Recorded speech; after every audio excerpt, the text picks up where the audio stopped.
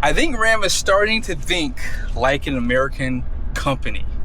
They're starting to see what their customers want and they're responding accordingly. Now, most of you guys have probably heard, you guys see that Jeep Grand Wagoneer over there? Well, most of you know that they don't have a V8 anymore, right? And we're gonna touch base on an article I read this morning on Ram's upcoming SUV. Now, right now, I'm inside of a beautiful Ram 2500 Power Wagon Tradesman. When was the last time you seen one of these guys? I mean, these things come decked out. You see this right here? It has the 12-inch display. I wish it had the mechanical four-wheel drive, but you know, it's okay.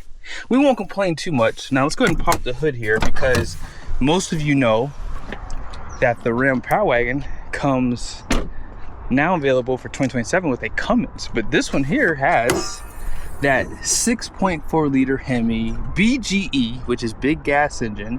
It's not the Apache. We're gonna talk about that here in a second.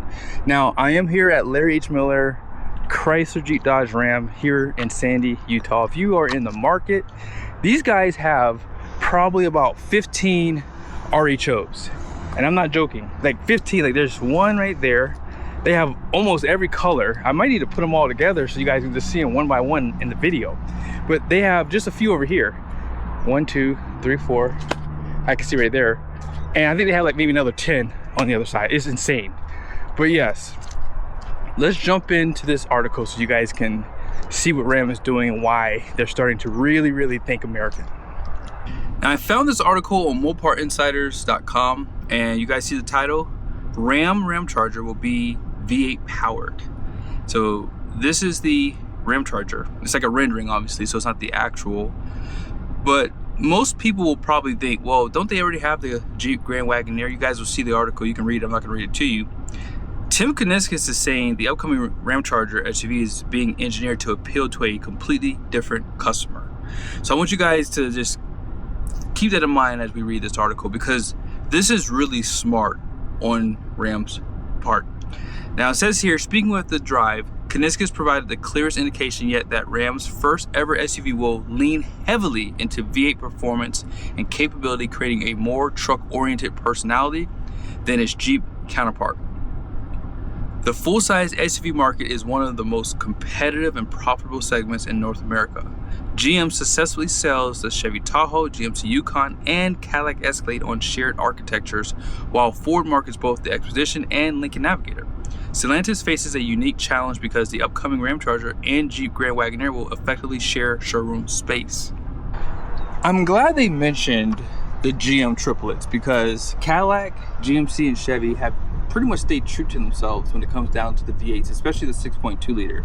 Now, as you move down to the GMC and the Chevy, you can get the 5.3 liter depending on the trim level of the SUV. However, they also carry the 3 liter Mini Duramax. So they also have a fuel economy leader. So there's no need for them to have hybrids, although they have tried hybrids in the past and failed miserably for the SUVs, because SUV and truck owners are still kind of on the fence with all that crap. It's just more things to go wrong, right? That's what the saying goes. So that's why I think GM has done so well with their offerings, despite their issues that they've had.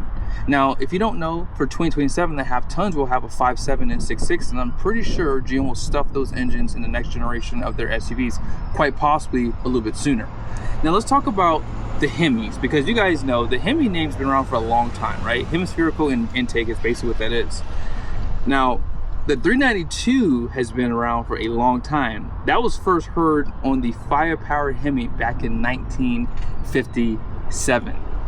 Fast forward to today, and now we have the Apache, and as I said earlier, BGE, which is the big gas engine. So obviously these 392 versions are different simply because of the application. The Apache was found in the Jeep and the Dodge, and it could produce anywhere between 470 horsepower up to 485 horsepower at a 10.9 to 1 compression ratio. Now, this 6.4 liter found in the HD trucks is all about low speed torque and extreme durability. So that's why the horsepower numbers for this engine are a lot lower, because it's all about reliability, right? The higher the horsepower, the harder the engine has to work, which means you are going to have more wear. And when you're towing 15,000 pounds up a steep grade for 5 miles and you're screaming at 8,000 RPM, well, that's why these engines don't have as much power. So this engine for today now makes 407 horsepower because you can now run it on regular fuel, and 429 pound-feet of torque. Now, the only differences between the Apache and the BGE is, of course, the compression ratio is 10:1, and it does have a unique camshaft design. So at the end of the day, this engine is all about towing. So why hasn't Ram really been pushing this engine for more Ram trucks? That wasn't a question for me to answer. I would rather you guys in the comment section. I get political enough on this channel, so today I'm taking a day off. With that being said, we pretty much left off with them discussing the triplets from GM, and I guess Kuniskis is looking at this in the right light. He doesn't want to bring out another SUV to compete with the Grand Wagoneer. That's not obviously going to help the brand. It's all about differentiating them, is what he's talking about. And if you want to read it, you can pause me, but I'm not going to go through all this here. He's discussing basically how the Jeep will continue to use the Hurricane engines, which is probably bad news for some of you Jeep guys out there. Great news for the Ramcharger guys in the future, because they're going to potentially just be all V8s. Now, it's not abnormal for things to change, and Kuniskis is going to explain this down the road, but it's possible the Jeep Grand Wagoneer could get a V8 in the future, especially like an SRT model. Now, the range extending electric vehicle offering will be available for the Grand Wagoneer, but it looks like they're not looking to do that for the Ramcharger. And I think that's a little sad, because it would be really cool for them to bring out that as an option for those people who do want, you know, that hybrid option, right? Some people do want to help the environment as much as they can. Now, it's going to talk a lot about the powertrain. So it does talk about the 5.7 liter V8. That's going to most likely be the standard engine for the Ramcharger, and it's very likely that it will lose the mild hybrid system, basically, which is e-torque. That's been talked about a few times. A lot of people, including Josh over at Truck Stuff, he hates the system. He says that never mind, there's a lot of stuff that he's talked about with that system, and it's very possible it's going to be gone in the future.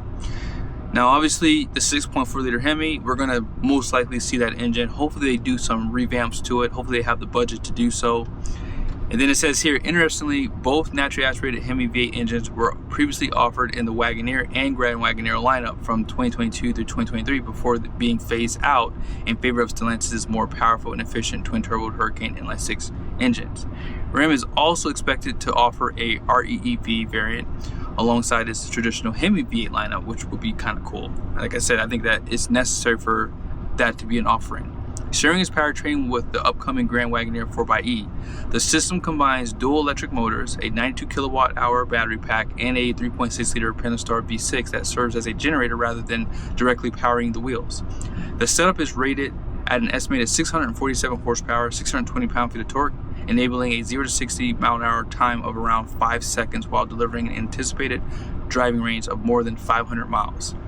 The REEV system enables all electric driving in daily use while eliminating range anxiety on longer trips, giving the Ram customers a blend of EV performance and traditional road trip capability.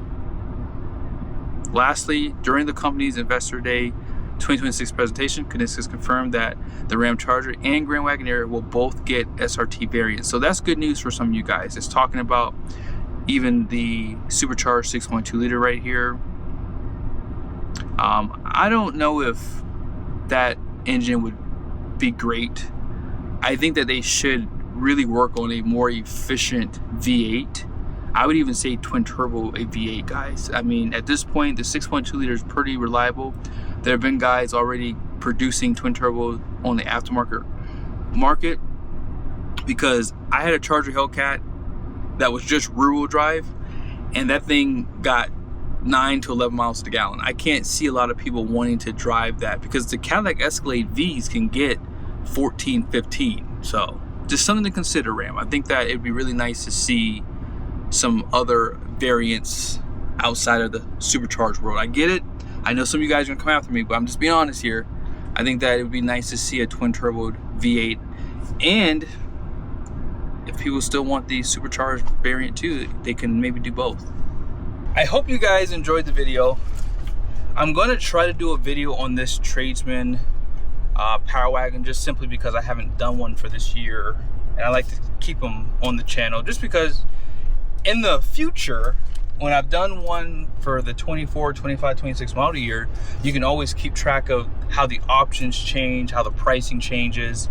So that's why I like to do these videos, just to kind of keep them up to date. Sometimes I'll even do a video, and I won't mention this to you guys, but I'll do a video later in the year on the same truck because the price went up.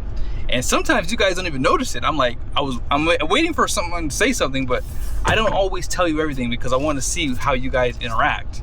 So you got to be paying attention to things, because sometimes the manufacturers play some weird games, or they'll take away certain options. Like, you guys know, like on the regular Power Wagon, like the actual Power Wagon trim level, they basically made the winch an option. You have to get the level 1 equipment group now, whereas in the past it's always been standard equipment. So just something to consider. And as of right now, I have to go over to Insane Diesel because they're putting a bypass on a Ford PowerStroke, and I have not had a chance to see one in action. So I got to rush over there right now.